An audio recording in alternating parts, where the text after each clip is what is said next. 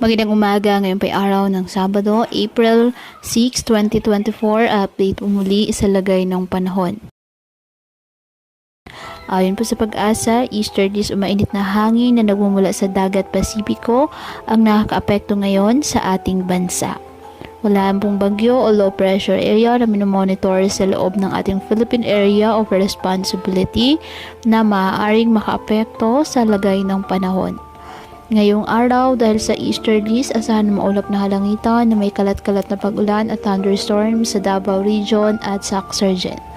Habang sa nalalabing bahagi ng ating bansa, kasama na po ang Metro Manila, bahagyang maulap hanggang sa maulap na halangitan with isolated rain showers or thunderstorms dahil pa rin po sa easterlies at ng localized thunderstorms. Kaya patuloy pa rin po natin na pinag-iingat ang ating mga kababayan sa banta pa rin po ng mga pagbaha o pag-uho ng lupa, lalo na kapag may malalakas na mga pag-ulan na pwedeng dulot ng mga thunderstorms.